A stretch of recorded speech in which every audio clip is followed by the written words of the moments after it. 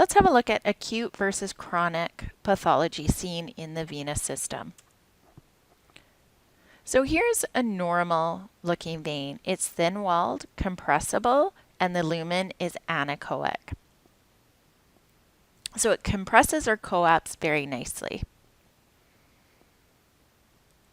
Okay. So what we want to do, our goal of a DVT study is to characterize the venous thrombus. A new thrombus or acute thrombus is more likely to break loose and cause a pulmonary embolus. So embolize and move up into the right atrium, right ventricle, out that pulmonary artery, and can cause a blockage, if large enough, to the pulmonary blood supply. So we're looking for clues to the age and the stability. We're not looking for exact age. So acute findings. Often the vein is distended as it becomes obstructed. So we can see here that this vein looks a little bit larger. So this is going to be the common femoral vein. I can see the greater saph coming off of here. So it's distended, it's echo-poor. As we compress, it's going to have a little bit of a spongy texture. It's not completely compressible by any means, but it's going to give a little bit. So that venous pressure starts to rise, the vein becomes enlarged to its maximum size. So that thrombus is filling that vein, causing dilation. And once it reaches that maximum size, then the patient's going to start to feel a lot of pain, soreness, tenderness, and can become red and inflamed. So we always want to assess in two planes. So I just want to go back because an acute finding can almost be like a ghost. It can be very echo-poor. So in here, you don't really see anything. Here we can appreciate just something happening along here in the transverse plane. When we turn on it, we can see that there's something happening along here. It almost looks like there's thrombus along here. So this is assessing in two planes. Notice that it's not completely attached, that there's an echo-poor area between the wall here. So it's not very well attached. So we have to be careful when we're compressing as well, because we want to identify these acute findings, but we don't want to compress so hard that we cause an embolus to happen. So just be careful if you do come across something, gently compress. If it's not compressing, have a look in two planes, because this is actually blood along here. And it's poorly attached, so it's easily able to come loose if we compress too hard. So again, a clot is echo-poor when it is acute, and the blood flow is going to be around that thrombus. So you can imagine that if it's poorly attached and blood flow is around it, some of that venous return could pick up some thrombus and it could cause an embolus. So this is actually the thrombus through the center. And here we have some blood around the thrombus. So the blue is going to actually be venous return. So this is a non-occlusive clot.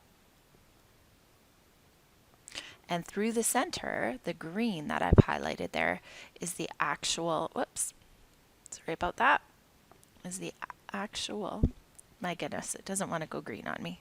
There we go. Is that green? No. Okay, one more try here.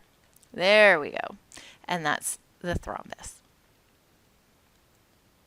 So again, the thrombus here is in the center, and blood flow is around.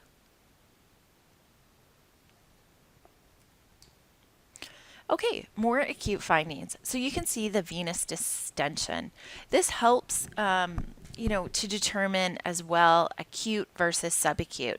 So subacute, it starts to fill and become a little bit more echogenic, and it is probably more firmly attached to the venous wall. But it's really hard to know sort of between that acute and subacute stage. So we have to go by patient symptoms. How long has this patient been feeling pain? Because we don't completely know. But when it's echo poor, it's definitely acute. So here is a femoral vein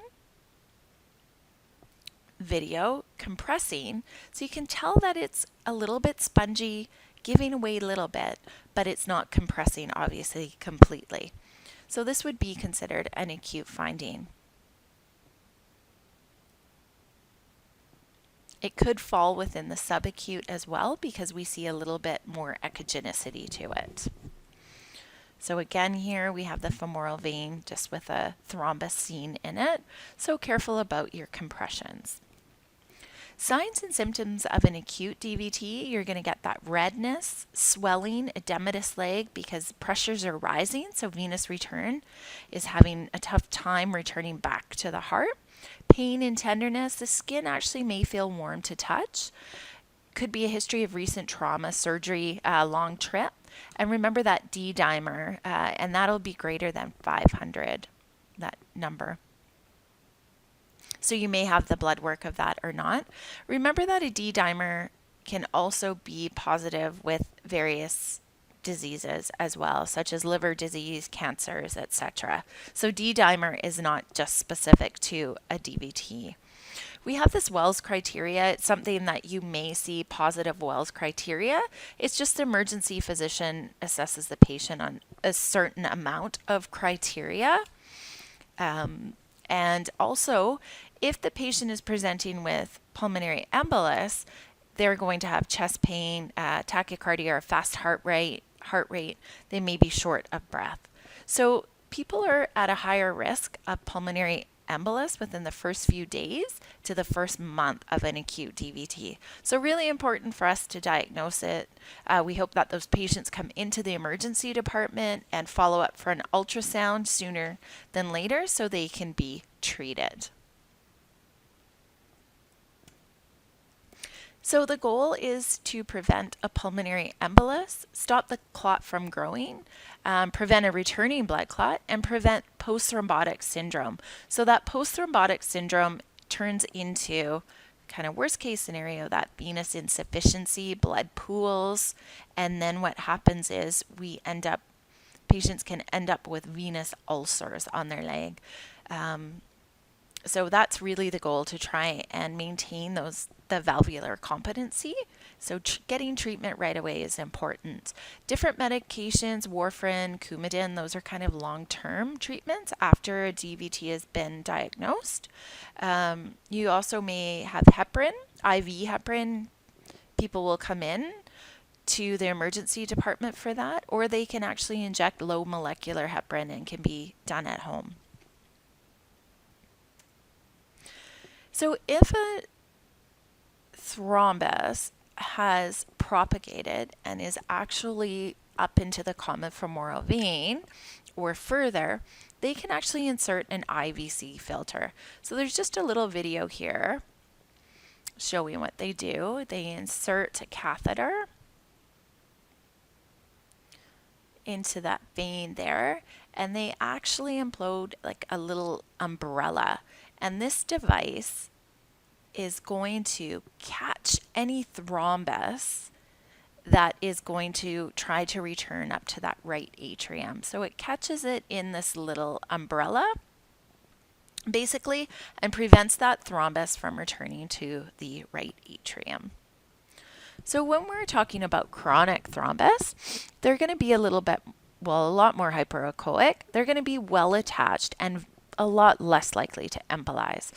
So these are the patients that maybe are coming back for a follow-up of a previous DVT, and it is now gone from acute, subacute, and is now considered chronic.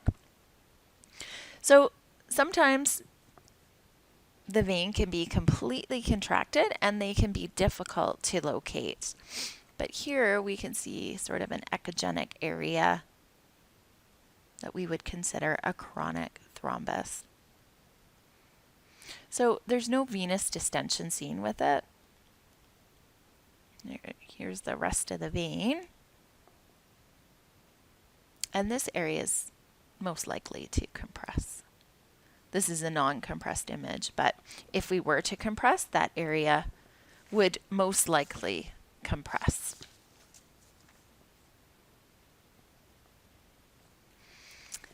So we talked about an acute thrombus, that they're not well attached and there is venous flow around its periphery. So with a chronic thrombus, we can see along here, I'm just going to draw it in green.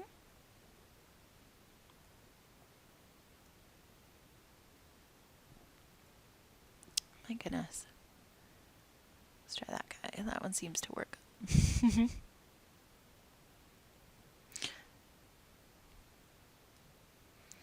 Not very sensitive to the green. Here we go. All right, so we can see the thrombus along the wall of the vein. So it's well adhered, and I can see some along the edge of this side here too. So here's thrombus along here.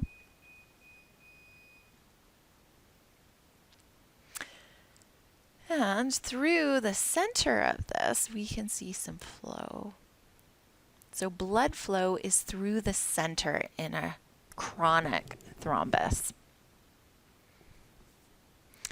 and around the periphery of an acute thrombus. So the thrombolytic system is actually capable of dissolving the thrombus. It may persist and be visible on ultrasound for several years. The hypoechoic thrombus eventually becomes echogenic with age. So that plasma and liquid is reabsorbed, the thrombus contracts or shrinks, and solid substances remain, that fibrin and cellular debris. So it's firmly attached to the vein. Scarring can be seen. We also get what we call a residual string, so it almost contracts outside in. And this is, I'll just draw it in green here if we can get our green activated. This is actually the chronic clot and what we would call a residual string effect. So it kind of contracts outward to the center.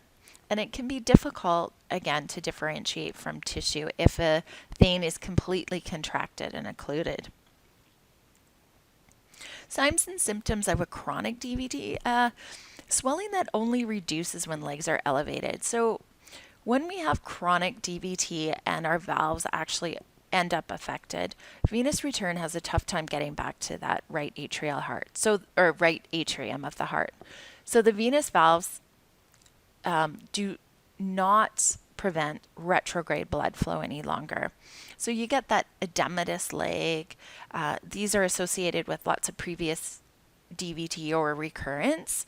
The skin can become dark because the venous blood is actually pooling. So the only way really to reduce the swelling and almost aching of the legs is to elevate them to reduce that hydrostatic pressure and have gravity help with that venous return.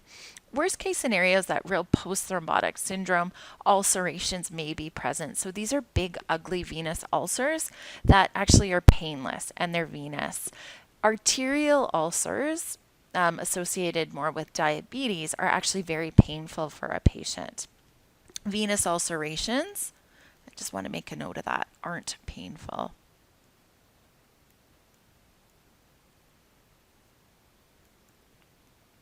And symptoms worsen with standing or prolonged walking. So chronic DVTs may not be symptomatic with collaterals present, so that's just our body's way of forming a detour around the blockage. And it's amazing, blood can find its way back. So other systems collateralize and venous return can happen. It moves around where the DVT was, and these patients may not have symptoms because their body has compensated and venous return is actually happening. Okay, so here's two images, acute versus chronic. It can be a little bit tricky. So let's have a look at image number 1. I can see something kind of down the center here. And then it almost looks like the vein is getting distended, venous distension here. And it looks like this is propagating more proximal. When we look at the other image, and I'll just draw this guy in orange, we kind of see something just sort of through the center here, pretty contracted. The vein really isn't distended. We might have a little bit of thickening along here, and maybe a little bit of thickening seen here. So I would hedge my bets that this is chronic because we have a brighter echogenic area through the center. The vein is not distended and it looks pretty adhered. And remember, we can have that residual string that happens. In this image number 1, I can see venous distension and it's propagating through, or kind of coming through the middle of this, and isn't very well adhered. So I would hedge my bets that this is acute, or perhaps subacute because of its echogenicity. But it's not well adhered, so I would go a little bit closer to acute. And again, we're not trying to decide exactly the age of a thrombus, but we want to characterize it and take a good patient history. Is this new onset of symptoms? Have you had a previous DVT before? If they've had a previous DVT, then we're looking more for chronic. But of course, you can have chronic DVT or acute DVT over chronic. So taking a history is really important. Okay, so here we have image number 1. What would you say, acute or chronic, based on the information that we know about acute and chronic DVTs? If you said chronic, you would be correct. So we have flow through the lumen and we have some bright areas here. So those are very chronic findings. On the right hand side, we have echogenic distended vein, pardon me, and we have flow around the periphery. So this guy is acute. Again, history will also point. So what do you think about this one? I'll let you look for a minute at this image. This can be a little bit difficult. I talked about acute DVT forming over chronic. So for me, these valves look very bright. They don't seem to be co-opting or coming together. There's a large gap. And then the other thing I notice is a lot of this back here. So this is kind of lightly echogenic. And it almost looks like there's some maybe venous distension happening here. Mild, anyway. So I think this is acute DVT forming. And these leaflets of the valve are chronic. So things can be tricky. You need to assess and you need to take a proper patient history. So this is a normal vein, collapse nicely, color flow. This will be color Doppler imaging and is phasic. When we look at occlusive, or pardon me, non-occlusive, we have to remember where the flow is. So with acute, we know that the blood flow is around the periphery. So this will be flow, and the thrombus is in the middle. It will compress a little bit. This is thrombus in the middle, and again, flow around the periphery. So here, this is going to be the thrombus, and again, flow around. With chronic, we're going to have, this will be flow through the middle, and the thrombus is adhered to the wall, so along the outside. The lumen will compress a little bit. You'll have flow, but it'll probably be retrograde because those valves are not going to be competent, and there'll be that reflex happening. And of course, occlusive, chronic clot, it's going to be echogenic. Whoops, sorry about that. Echogenic or bright, it's not going to compress. There's going to be no flow. And with an acute occlusive plot, it's going to have venous distension. It's going to compress a little bit, have that spongy, what we talked about as spongy texture.